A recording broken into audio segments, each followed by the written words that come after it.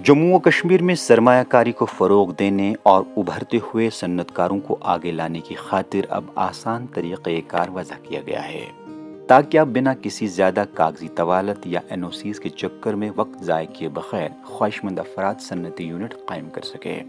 सरकार ने नए सरमायाकारों का एतमाद बढ़ाने के लिए NOCs में नरमी लाई है, जबकि उठाए गए नए इक़दामात में सिंगल विंडो सिस्टम को भी मुतारिफ किया गया है। नई सन्नती पॉलिसी के तहत अगरचे बेरोजगारी के खात्मे के लिए तिजारती यूनिट कायम करने के लिए तरीक़ेकार को आसान बनाया गया है, वही यहाँ के तिजारत पेशा अफराद और सन्नतकार कई खदशात का भी इजहार कर रहे हैं। फॉर्मेलिटीज़ को डेफिनेटली उन्होंने ओमिट किया है, पर जो मेजर फॉर्मेलिटीज़ हैं वो वैसी की वैसी है। अगर आप इंडस्ट्रीज़ का तस्वुर ले रहे हैं तो इंडस्ट्रीज़ का तस्वुर बिना कनेक्टिविटी के भी नहीं बनता। नेशनल हाईवे के लिए कोई खातिर खा आपका प्लान नहीं है। अगर इंडस्ट्रीज़ आ रही हैं यहाँ पे, उसके लिए स्किल्ड लेबर चाहिए, उसका भी कहीं पे है नहीं।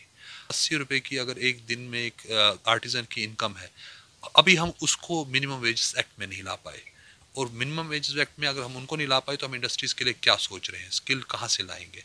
क्या ये पैसा यहाँ आके साइफन होके बाकी स्टेट्स में जाएगा, जैसे पंजाब में हो रहा है कि आज की डेट में अगर इंडस्ट्री वहाँ बूम पे हम अगर वहाँ पे जो लेबर है वो सारी दूसरे स्टेट से आती है, तो लोकल वहाँ का जो एम्प्लॉयमेंट है दैट्स नेक्स्ट टू निल। सन्नती कारखाने कायम करने के लिए ज़रूरी लवाजमात को आसान बनाते हुए हुकूमत ने सिर्फ उद्योग आधार मेमोरेंडम को लाजमी करार दिया है, जबकि इंडस्ट्रियल एस्टेट के अंदर और बाहर कायम किए जाने वाले यूनिटों के लिए 2 अलग कमेटियां तश्कील दी गई हैं।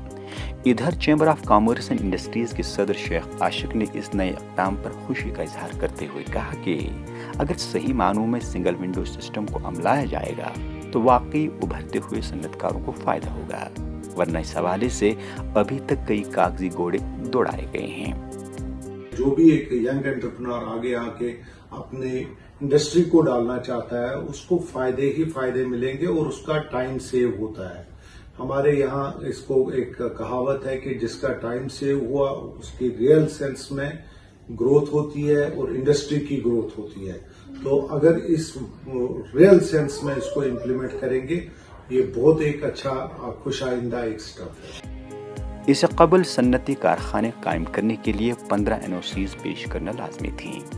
अबरार अहमद खान कहते हैं कि अगरचे इस नई इंडस्ट्रियल पॉलिसी के तहत यहाँ के बेरोजगार और हुनरमंद नौजवानों को रोजगार फराहम करने की बात कही जा रही है, लेकिन क्या इसके लिए कोई पॉलिसी मुरतब की गई है? क्या ये जिस एंटरप्रेन्योर की हम बात कर रहे हैं, क्या ये उस पर बेनिफिट हो पाएगा या नहीं हो पाएगा? ये बहुत बड़ा सवाल है। क्या इंडेक्सिंग हुई है? क्या उनका कोई सेंसेक्स हुआ है? क्या उनके साथ कोई बातचीत हुई है? क्या कोई लेबर लॉज लगाए हैं? कि क्या इंडस्ट्रीज़ में कोई पॉलिसी में गवर्नमेंट ने कोई लॉ या बाई लॉ रखा है कि इतना मिनिमम 30, 40, 50%, जैसा कि हिमाचल प्रदेश में इतना मिनिमम आपको लोकल जो नौजवान है उसको एम्प्लॉयमेंट देना पड़ेगा? स्किल के डेवलपमेंट के हिसाब से अगरचे दावे बुलंदबाज़ हैं, मगर उसके बाद उनके अंदर इम्प्लीमेंटेशन कहाँ है?